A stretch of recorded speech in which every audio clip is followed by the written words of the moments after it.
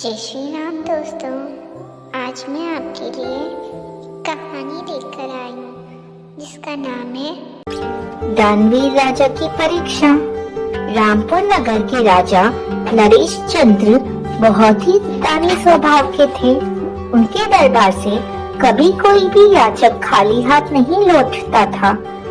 दानी होने के साथ साथ नरेश चंद्र एक योग्य राजा भी थे। वे अपनी प्रजा के सुख दुख का पूरा ध्यान रखते थे। अच्छा और दानी राजा मिल जाने के कारण वहाँ की प्रजा हमेशा राजा के गुणों की प्रशंसा करते रहती थी। नरेश चंद्र ने अपने महल के बाहर एक बड़ा घंटा लगा दिया था।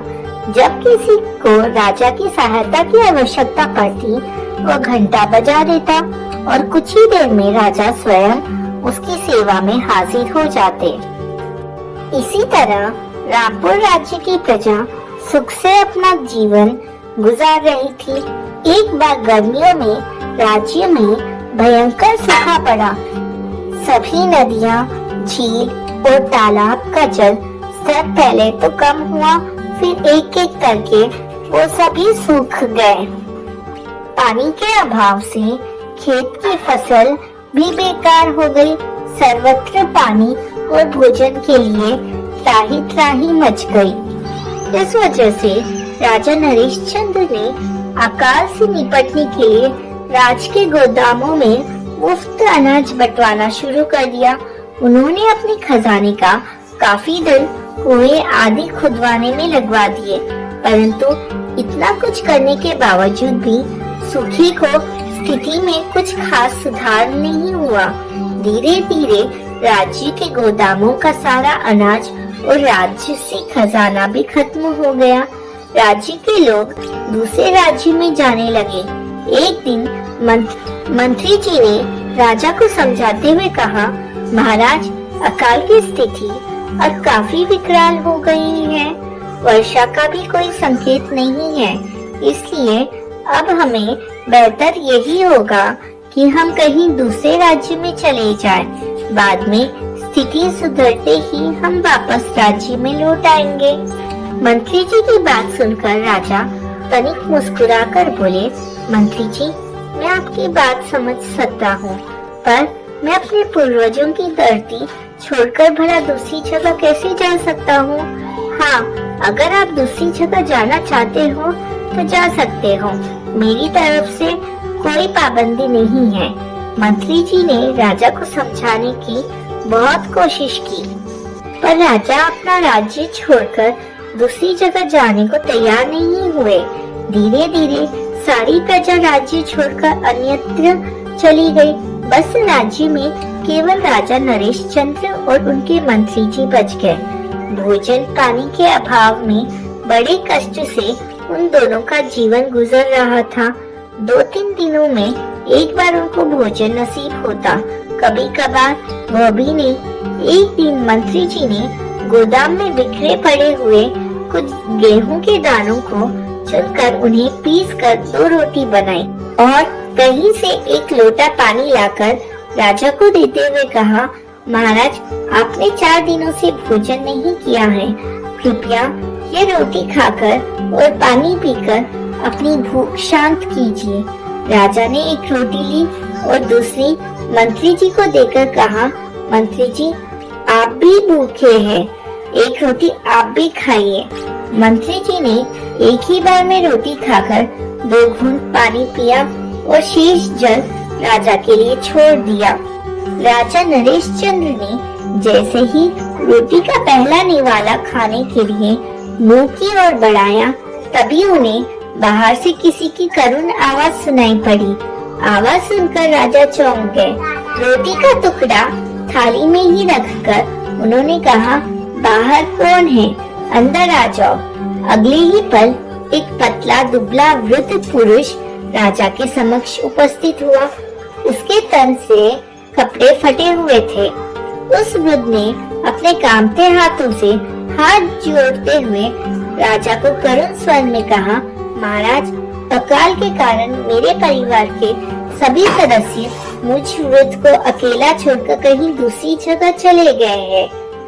मैंने पिछले कई दिनों से अन्न का एक दाना मुंह में नहीं डाला। कृपया मुझे कुछ भोजन दीजिए। वृद्ध की व्यथा सुनकर नरेश चंद्र ने तुरंत अपने हिस्से की रोटी और पानी उसकी ओर बढ़ाकर कहा, मेरे पास इस वक्त यह सूखी रोटी और थोड़ा सा जल है, इसे ग्रहण कर अपनी भूख मिटाइए। वो सूखी रोटी देखकर वो वृद्ध उस पर टूट पड़ा। राजा ने अपना कपड़ा उतारकर वृद्ध को पहना दिया। भोजन करने के पश्चात वृद्ध ने मुस्कुराकर राजा से कहा, महाराज, मैं कोई वृद्ध नहीं बल्कि भगवान इंद्र हूँ और आपके दानवीर होने की परीक्षा लेने के लिए मैं इस वेश में आकर आपसे भिक्षा मांगने आया। आपके दान के आगे मैं नतमस्तक हूँ। मैंने आपके दानी होने के बारे में केवल सुना ही था, आज परख भी लिया। धनी है आपकी प्रजा जिसे आप जैसा राजा मिला। आज के बाद इस राज्य में कभी सूखा नहीं पड़ेगा।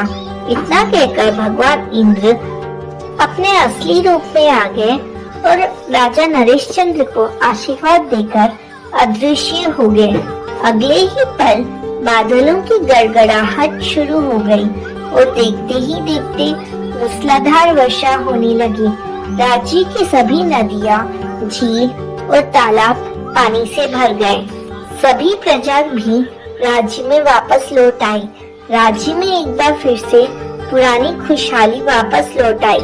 दोस्तों, इस कहानी से हमें यह शिक्षा मिलती है कि सच्ची दानवीरता और परोपकार में ही सबसे बड़ी शक्ति है। जब आप कठिन परिस्थितियों में भी दूसरों की मदद करते हो तो उसकी सराहना अंततः सच्ची सफलता और आशीर्वाद के रूप में मिलती ही है। जय श्री कृष्णा। राधे राधे। जय श्री कृष्णा। दोस्तों, ठगों से ठगी। काशीपुर नगर में शंकर अपनी विधवा माँ के साथ रहता था। उसका पिता उस इलाके का मशहूर ठग था।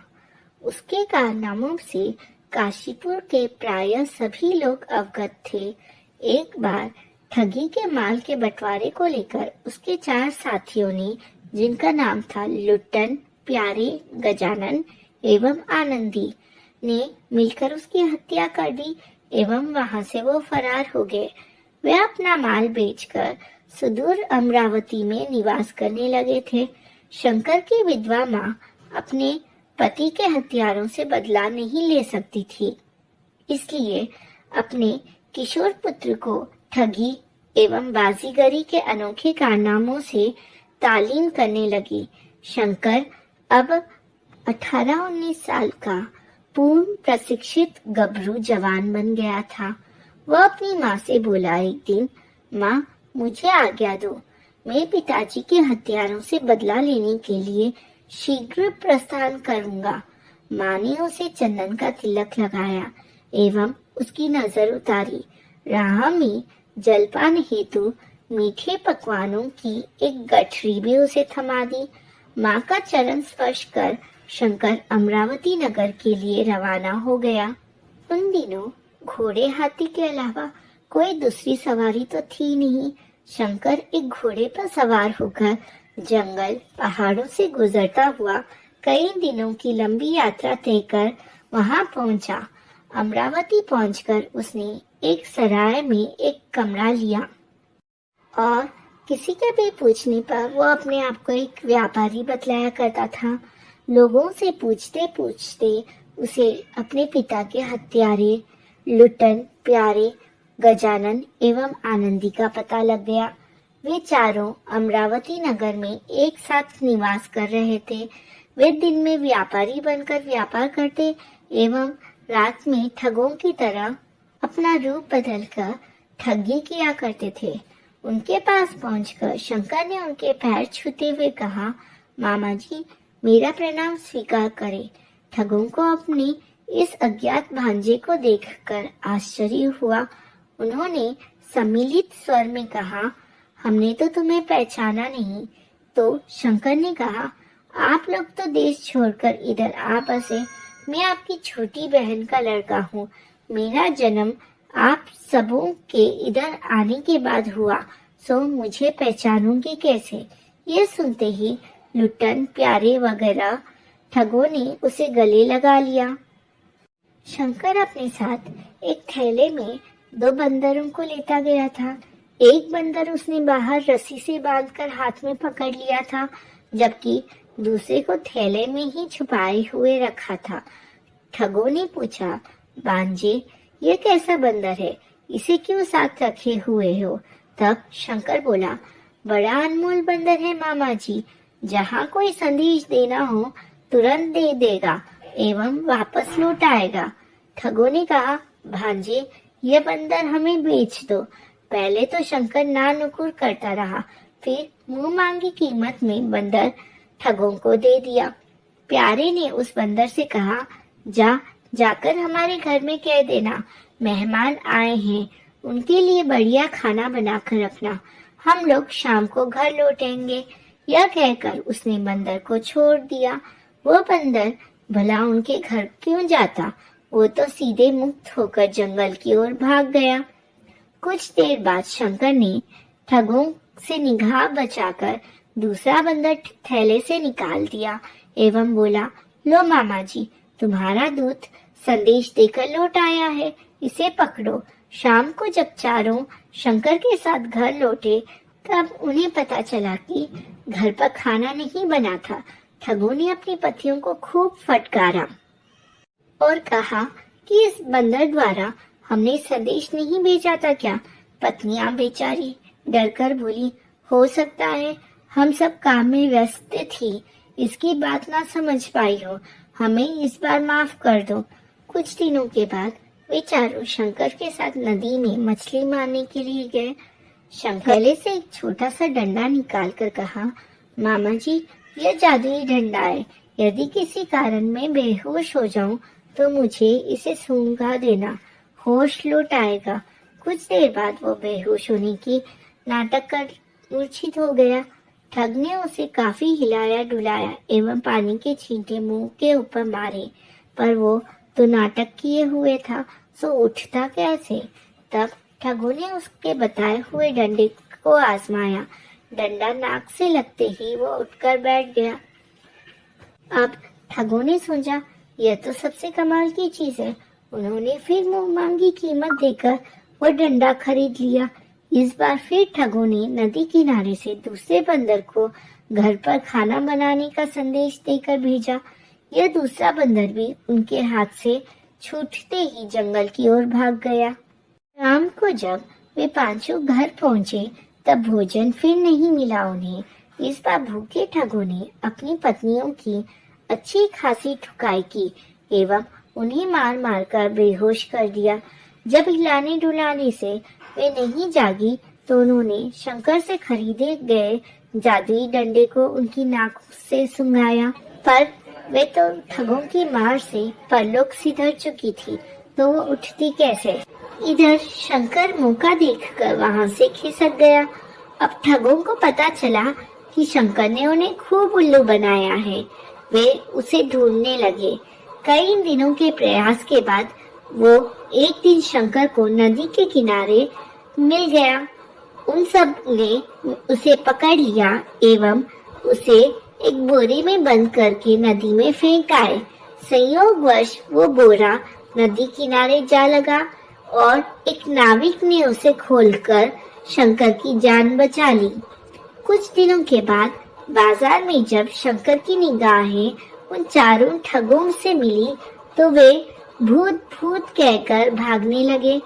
इस पर शंकर बोला, मामा जी, मैं जिंदा हूँ। वो तो जादुई बोरा था, उसमें किसी को बंद कर नदी में डाल दो तब भी वो व्यक्ति डूबेगा नहीं। उन ठगों को उस बोरे के चमत्कार पर अब पूर्ण विश्वास हो गया। फिर भी इस बार उन्होंने उसकी तुरंत परीक्षा करनी चाहिए। शंकर को उसका दाम चुकाकर वे चारों एक साथ उस बोरे में बैठ गए। शंकर ने उसका मुंह बांधकर उसे नदी की तेज धारा में छोड़ दिया। बोरा नदी की तेज धारा में बह गया और चारों ठगों ने जल में समाधि ले ली। इस प्रकार अपने पिता के हत्यारों से बदला लेकर एक मोटी रकम के साथ शंकर काशीपुर लौट आया। दोस्तों, इस कहानी से हमें यह सीख मिलती है कि सच्चे प्रतिशोध और न्याय के लिए धैर्य, चतुराई और कड़ी मेहनत की आवश्यकता होती है। शंकर की कहानी हमें यह सिखाती है कि बुरे कर्मों की सजा अंत में मिलती ही है और सच्चाई की हमेशा जीत होती ही है। जय श्री कृष्णा। राधे राधे। मूर्ख राजा। एक नगर में सूरज सिंह नाम का राजा राज करता था। राजपाट उसे विरासत में मिला था। राजा दिन रात अपने ऐशो आराम में लगा रहता था, जिसके कारण उसके मंत्री उसका खजाना धीरे धीरे खाली करते चले जा रहे थे और राजा को इसके बारे में कुछ पता नहीं था। राजा के एक पिता के पुराने रसोइये पांडुरंग, जो बहुत ईमानदार थे, वे इस बात से बहुत दुखी थे कि कैसे इस नगर को बर्बाद होने से बचाया जाए। वो दिन रात यही सोचते रहते थे। एक दिन वे अपने घर पर इसी बात पर चिंता कर रहे थे, तभी उनकी बेटी, जिसका नाम सुलक्ष्मी था, वो अपने पिता की परेशानी पूछ बैठी। पांडुरंग ने पूरी बात अपनी बेटी को बता दी। सुलक्ष्मी ने अपने पिता को एक उपाय बताया, जिसे सुनकर पांडुरंग बहुत खुश हुए। अगले दिन वे राजा सूरज सिंह के सामने गए और उनसे कहा, महाराज, आज आपके लिए जो खाना बनने वाला है उसमें किसी प्रकार की कोई भी मसाले नहीं होंगे। राजा को चटपटा खाना बहुत पसंद था। उसने कहा, पांडुरंग, हमारे पिता के पुराने रसोइये हो तुम, इसलिए हम आपकी बहुत इज्जत करते हैं, लेकिन इसका यह मतलब नहीं कि आप कुछ कहेंगे आपसे नहीं बन सकता है तो हम कोई दूसरा रसोइया नियुक्त करेंगे, आप जा सकते हैं। तब पांडुरंग ने कहा, ठीक है महाराज, लेकिन मैंने ऐसा क्यों कहा, इसका कारण तो जान लीजिए। कारण यह है कि आपके राज्य में कोई भी किसान मसाले की खेती नहीं कर रहा है, क्योंकि फसल लगाने का खर्च ज्यादा आता है और मसाले बिकते नहीं हैं, जिसके कारण है मसालों का महंगा होना। राजा ने कहा, लेकिन ऐसा क्यों? पांडुरंग ने जवाब दिया, महाराज, आपका आधा खजाना खाली हो चुका है। राजमहल के सभी दरबारी उसे खाली कर रहे हैं। आपका पूरा खजाना खाली होने में बहुत कम वक्त बचा है। अभी तो मसाले बंद हो गए हैं, आगे खाना भी बंद हो जाएगा।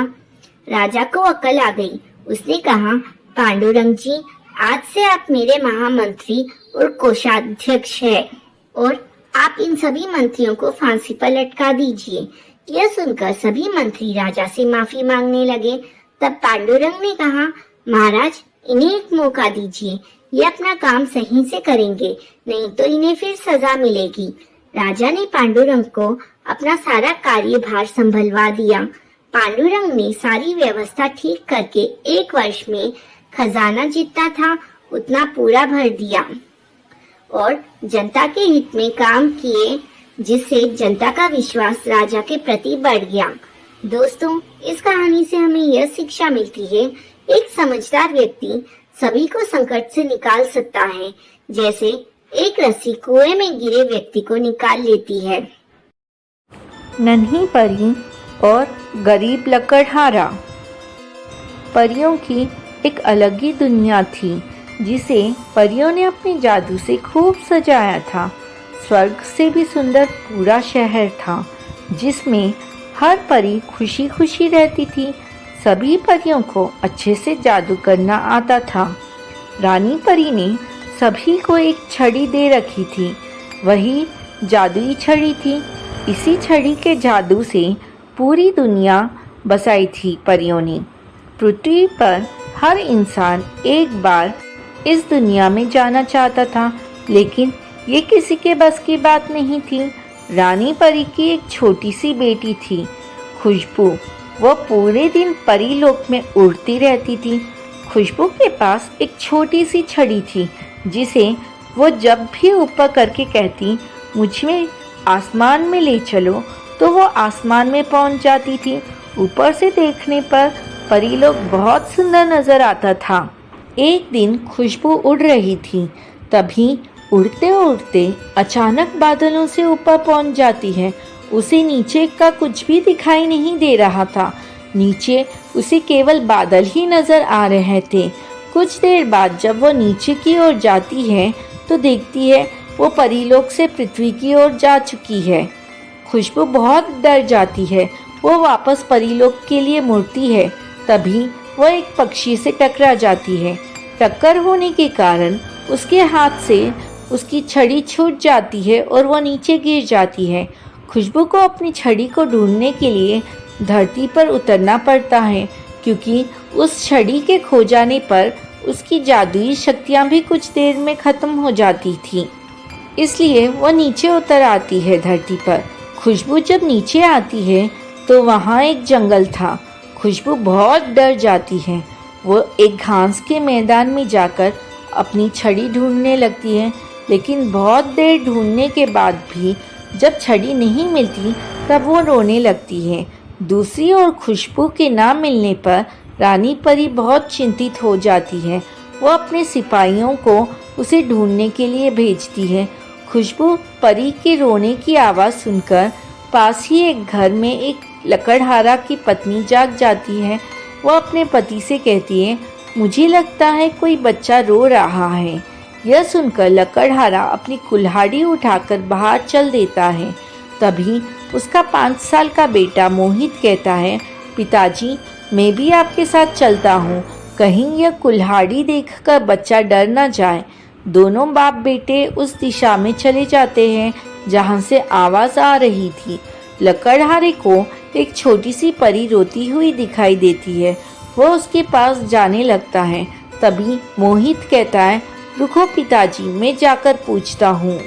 इस पर लकड़हारा कहता है, नहीं बेटा, कहीं इसने तुम्हें नुकसान पहुँचा दिया तो क्या होगा। मोहित कहता है, पिताजी वो कितनी परेशान लग रही है, मुझे जाने दीजिए। मोहित चुपचाप उसके पीछे जाकर खड़ा हो जाता है। तुम कौन हो, यहाँ कैसे बैठी हो और रो क्यों रही हो, वो उससे पूछता है। इस पर खुशबू परी पीछे मुड़कर देखती है तो डर जाती है। वह वहाँ से जाने के लिए लगती है। तभी मोहित उसे रोकता है। रुको परी रानी, मुझसे डरो नहीं, मैं तुम्हारी मदद करने आया हूँ। इस पर खुशबू परी कहती है, मुझे माँ ने कहा था इंसानों के पास नहीं जाना चाहिए। तो मोहित उससे कहता है, मेरी माँ कहती है कोई भी परेशानी में हो उसकी मदद ज़रूर करनी चाहिए। वहाँ मेरे पिताजी खड़े हैं, वो भी तुम्हारी मदद करने आए हैं। यह सुनकर खुशबू परी कहती है, मैं गलती से अपने घर से बहुत दूर आ गई हूँ। यहाँ मेरी जादुई छड़ी गिर गई है, जिसके कारण मैं घर नहीं जा सकती। मोहित उसे कहता है, तुम हमारे घर चलो, वहीं रुक जाना, अभी तो रात है, हम सुबह तुम्हारी छड़ी ढूंढ लेंगे। यहाँ बहुत से जंगली जानवर आते हैं तो तुम्हें नुकसान पहुँच सकता है। इस पर खुशबू परी उसकी बात सुनकर उसके साथ चल देती है। मोहित अपने पिता को सारी बात बता देता है। तीनों घर पहुँच जाते हैं। मोहित की माँ छोटी सी परी को देखकर बहुत खुश होती है।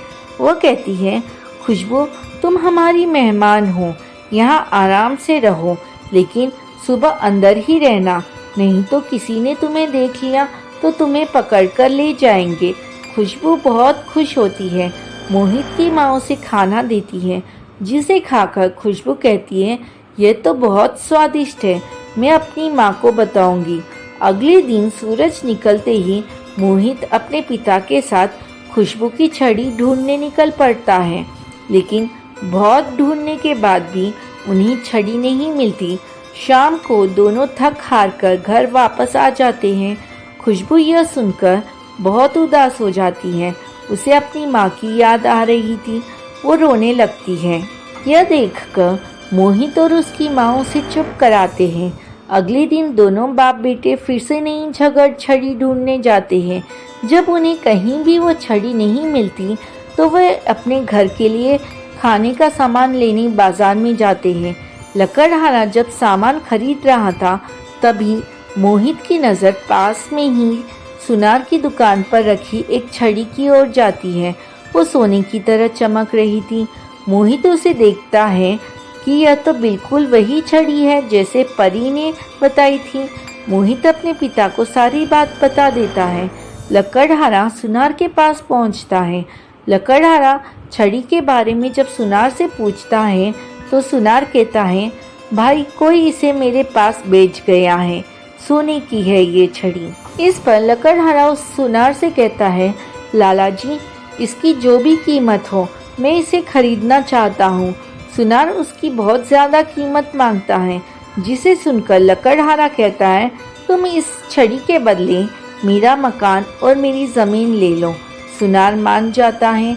वो लकड़हारे से कहता है, कल मैं आऊँगा, तू मकान खाली कर दियो, ले ये छड़ी ले जा। मोहित छड़ी लेकर बहुत खुश होता है। दोनों घर आ जाते हैं। मोहित खुशबू को वो छड़ी दे देता है। खुशबू छड़ी पाकर बहुत खुश होती है और वो कहती है, आपने मेरी बहुत मदद की है, आपको हमेशा याद रखूंगी और आपसे मैं मिलने भी आऊंगी। मोहित की माँ कहती है, ठीक है बेटी, हम भी तुमसे मिलकर बहुत खुश हुए। तीनों मिलकर खुशबू परी को विदा करते हैं। खुशबू परी छड़ी की मदद से उड़कर बादलों के पार चली जाती है। उसके जाने के बाद तीनों बहुत उदास हो जाते हैं क्योंकि उनका घर और ज़मीन सब चला गया था। सुबह तक तीनों अपना सामान बांध रहे थे, तभी सुनार आ जाता है। तीनों एक बैलगाड़ी में अपना सामान रखकर वहाँ से चले जाते हैं। सुनार घर को अपने कब्जे में कर लेता है। लकड़हारा अपनी पत्नी और बच्चों के साथ पास ही के जंगल में एक तंबू बनाकर रहने लगा। दूसरी ओर जब खुशबू वापस परीलोक में पहुंचती है तो उसकी माँ उसे देखकर बहुत खुश होती है। खुशबू अपनी माँ को सारी बात बताती है। दूसरे दिन खुशबू अपनी माँ रानी परी और अन्य परियों के साथ मोहित और उसके परिवार से मिलने जाती है, लेकिन वहाँ कोई नहीं था। रानी परी अपनी सिपाहियों से उन्हें ढूंढने के लिए कहती है। सिपाही ढूंढते ढूंढते जंगल में पहुंच जाते हैं। वहाँ उन्हें लकड़हारा और उसका परिवार मिल जाता है। वे तीनों को लेकर रानी परी के पास पहुंचते हैं। रानी परी को सारी बात का पता लगता है। तब रानी परी कहती है, तुमने मेरी बच्ची की जान बचाने के लिए, उसे हमसे मिलवाने के लिए अपना सब कुछ गंवा दिया। तब मोहित की माँ कहती है, महारानी जी, हमने इसे अपनी बेटी माना था। यह आपसे मिलने के लिए बहुत उदास थी, इसलिए इसकी खुशी से अधिक हमें कुछ नहीं लगा। रानी परी अपने सिपाहियों को भेजकर सुनार को छड़ी से 2 गुना सोना भेजकर मकान और ज़मीन छुड़वा लेती है। मोहित और उसके परिवार को वापस अपना घर मिल जाता है। जब वे घर के अंदर जाते हैं तो उनके घर में सोने चांदी का भंडार लगा हुआ था। रानी परी कहती है, ये खजाना कभी खत्म नहीं होगा। इस पर मोहित की माँ ने कहा, ये सब हमने किसी लालच में नहीं किया था। तब रानी परी कहती है, ये मैं अपनी खुशी से दे रही हूँ, और हाँ, हम तुमसे मिलने आते रहेंगे। अब हमें जाना होगा। रानी परी खुशबू को लेकर चली जाती है। मोहित और उसका परिवार अब बहुत मज़े से रहने लगते हैं। ईमानदारी का फल। एक छोटे से गांव में रामू नाम का एक गरीब लड़का रहता था। उसके पिता एक किसान थे और माँ घरेलू महिला थी। रामू अपने माता पिता की इकलौती संतान था। वो बहुत मेहनती और ईमानदार था। उसके माता पिता ने उसे हमेशा अच्छाई और सच्चाई का पाठ पढ़ाया था। एक दिन रामू स्कूल से घर लौट रहा था, तभी उसे रास्ते में एक बटुआ पड़ा हुआ मिला। उसने बटुए को उठाया और देखा कि उसमें काफी सारे पैसे थे। रामू ने सोचा, यह पैसे तो किसी को बहुत काम आ सकते हैं, मुझे इसे उसके मालिक तक पहुंचाना चाहिए।